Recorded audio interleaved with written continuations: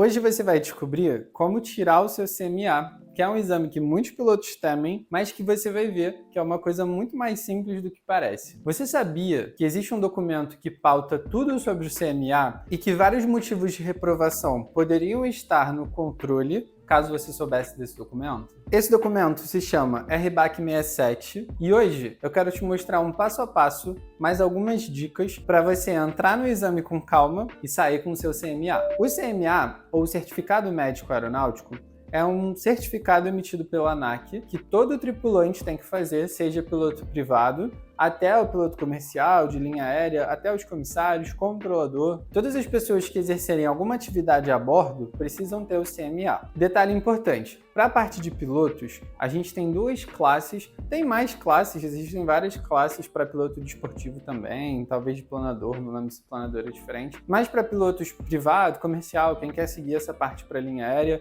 ou para aviação profissional, executiva, ou agrícola, enfim. Todos esses pilotos precisam ter o CMA, via de regra, e a gente entra nas classes. São duas classes principais para pilotos, a segunda classe e a primeira classe. A segunda classe serve para a sua vida no aeroclube, tecnicamente. Para você fazer todo o seu piloto privado, a segunda classe serve, e até o final do seu piloto comercial, você pode fazer com o de segunda classe. Às vezes a galera confunde com o fato de que um piloto comercial precisa ter o de primeira classe, mas um aluno piloto comercial não necessariamente, só no final mesmo, para você fazer o cheque lá no final do seu curso, você precisa do de primeira classe. Então dá para fazer todo o curso lá com o de segunda classe, não tem problema. E para você atuar profissionalmente como piloto, você precisa do CMA de primeira classe. A única diferença é a questão da validade. O CMA de segunda classe, se eu não me engano, são 5 anos de validade e o de primeira classe é 1 ano só de validade. Então todo ano você tem que ir lá refazer os seus exames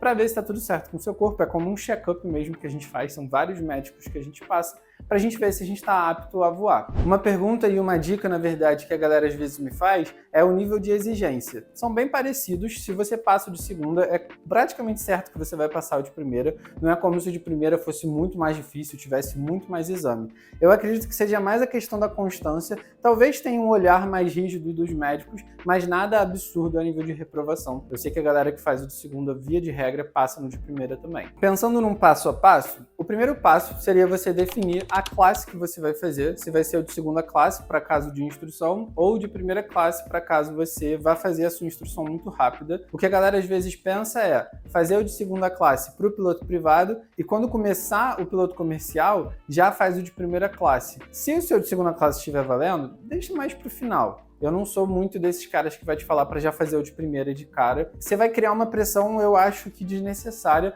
para fazer o piloto privado e o comercial muito rápido. Se você tiver muita grana, até dá para fazer em 1 ano, com um ano muito bom de meteorologia, mas se você tira o de segunda classe, você fica mais calmo nesse sentido, até para levar coisa mais de boa, juntar mais dinheiro, estudar mais. Essa pressão de 1 ano aí eu acho que é desnecessária. Ou você, enfim, vira 2 anos, mas aí tem que pagar 2 vezes CMA, não é um exame muito barato. Eu gosto de pensar mais em fazer o de segunda classe primeiro, para fazer tudo com calma. Chegou no final lá do seu comercial, aí você faz o de primeira classe. O segundo passo é achar uma clínica credenciada para você tirar o seu CMA. Existem vários médicos e clínicas credenciadas. Se na sua cidade tiver uma clínica, eu recomendo particularmente que você faça lá. Dá para fazer nos médicos, mas é um pouco mais caótico, mais confuso. Às vezes o médico não manda o documento direito para a ANAC, pode ser um pouco embolado. Uma dica pessoal, faça em clínicas credenciadas que a coisa funciona melhor, mas se quiser fazer em médico também, dá para fazer, só que o processo vai ser muito mais demorado, você vai ter que buscar vários médicos se ele não fizer tudo no mesmo consultório, então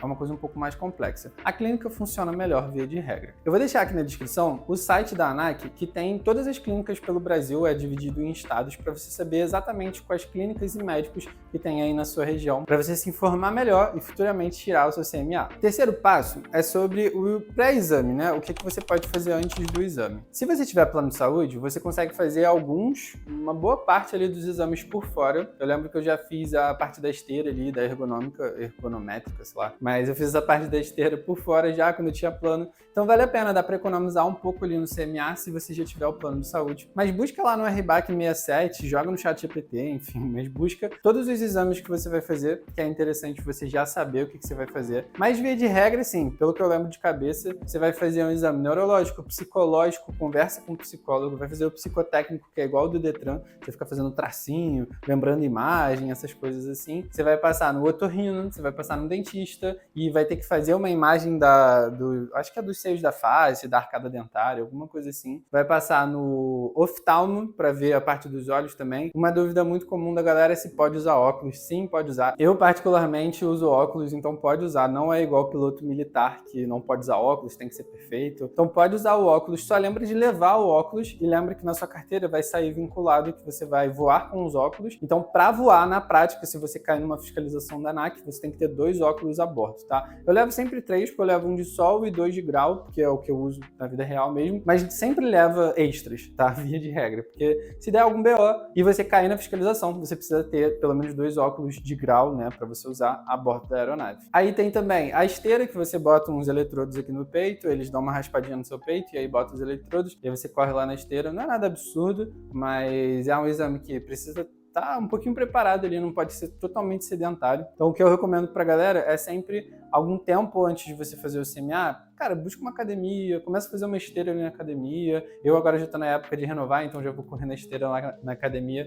para já acostumar de novo o corpo. Já se prepara um pouco para essa parte da esteira. Não é absurdo, não é um nível militar de esteira, tal, é bem tranquilo na verdade. É só na verdade para eles medirem como que tá o comportamento do seu coração ao longo de esforços, né? Então eles precisam ver como que ele vai crescendo ao longo do esforço que vai aumentando. Eles vão aumentando a intensidade na esteira, começa literalmente assim, caminhando, aí vai aumentando, daqui a pouco você tá no trote, daqui a pouco você tá correndo, e eles botam uma inclinação ali rapidinho, e depois você vai diminuindo o ritmo para eles acompanharem como que seu batimento vai acompanhar isso, né? Você vai ter alguma arritmia, alguma coisa estranha. Tem psiquiátrico também, para ver se você, enfim, tem algum problema, toma algum remédio, alguma coisa assim. Tem a audiometria, lembrei agora da audiometria, que é engraçado. Você entra numa cabine fechada, bota um fone, e aí vão ter sons muito baixinhos em cada um dos seus ouvidos, e aí você levanta a mão, aperta o botão, depende da clínica, mas você indica se você tá conseguindo ouvir. É realmente muito baixo. E é um som assim, começou bem grave, e aí vai bem agudinho. Tem que fazer um exame de sangue também, então, se eu não me engano, tem que ir de jejum, acho que 12 horas ou 8 horas de jejum. A clínica, quando você acertar, marcar a data, pagar e tal, eles vão te informar tudo isso, mas tem esse exame de sangue também. Fica de olho ali, principalmente na parte de colesterol. Eu, particularmente, tenho colesterol alto e sou piloto. Não tem problema ter colesterol se for controlado, se você tomar medicação. Então, se você tiver algum problema de saúde,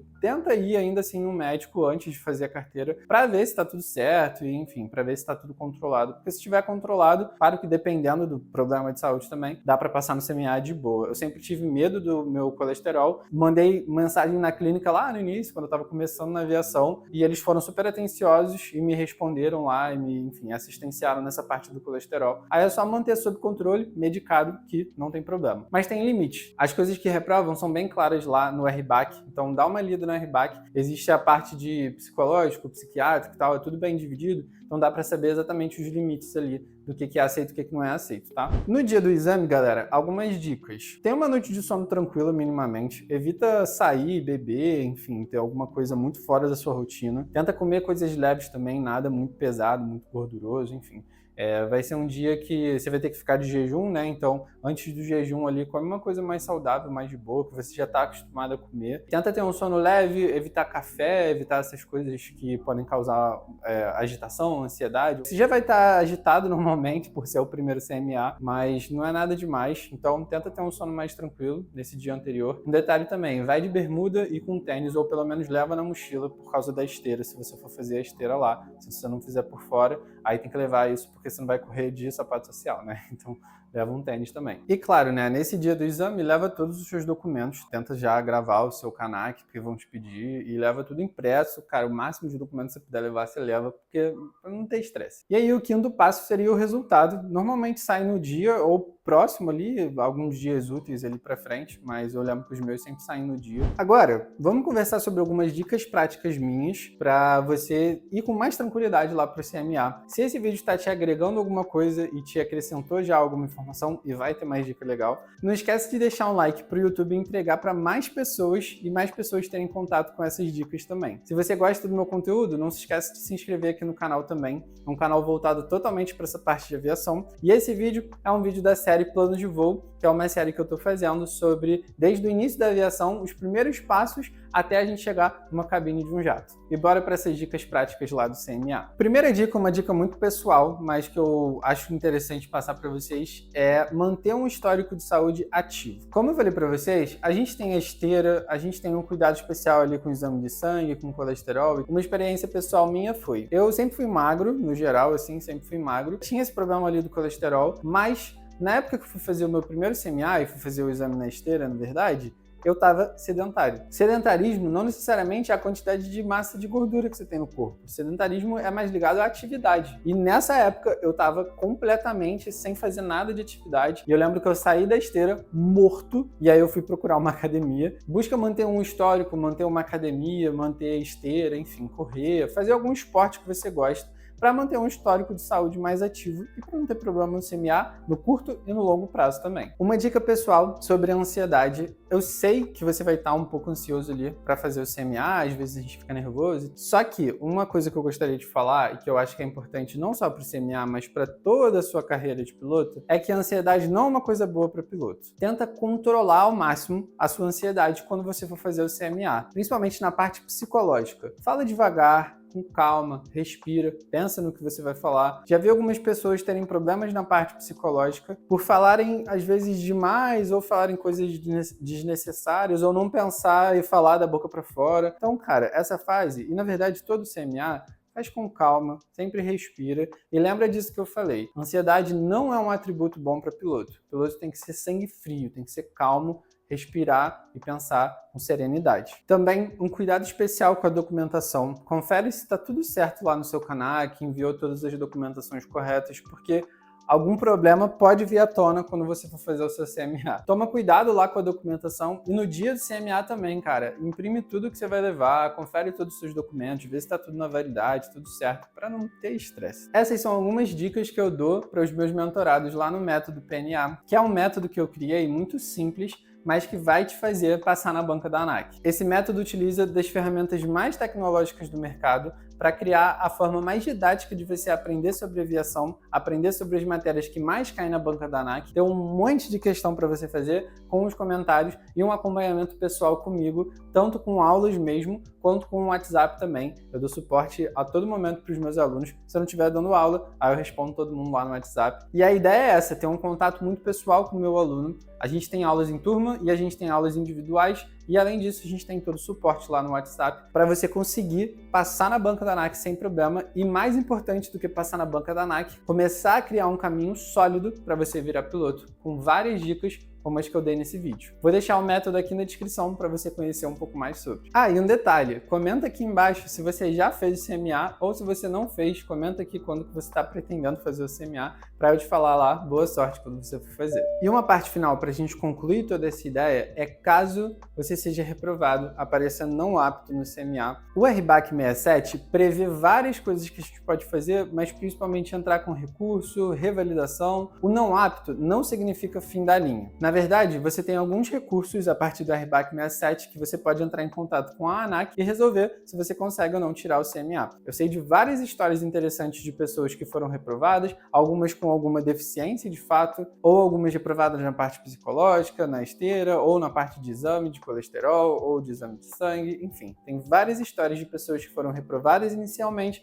mas que entraram com recurso e conseguiram passar no CMA. Caso dê reprovado, não tem problema, não estressa, entre em recurso, entre em contato com a ANAC para ver o que você pode fazer para ver se você consegue tirar o seu CMA. Mas, claro, o nosso foco é que isso não aconteça, né? Que você seja aprovado. Então, não deixe de ler o RBAC 67. Como eu falei, existem vários casos de conhecidos e alunos meus que foram reprovados inicialmente, mas que passaram no segundo momento. É só entrar com recurso. Demora um pouco de estresse, mas nada demais. Se você estiver realmente determinado a virar piloto de avião, isso vai ser só uma fasezinha ali no início, que você vai ter um estresse inicial e depois bola para frente. E agora, queria deixar uma reflexão para a gente concluir as nossas ideias aqui no vídeo. Depois de tirar o CMA, qual o próximo passo que que você deve seguir para virar piloto de avião. Comenta aqui embaixo se você já sabe o que você tem que fazer. Não deixe de assistir o primeiro vídeo também, que eu comentei sobre o CANAC, que é realmente o primeiro passo que você tem que tirar para começar na aviação. Se você não tiver CANAC, você não tira CMA. Mas não deixe de comentar aqui embaixo qual que é o próximo passo para virar piloto de avião. Por que eu pergunto isso? Porque um bom planejamento diz muito sobre como você vai evoluir nessa área da aviação. Então, se você tiver um planejamento,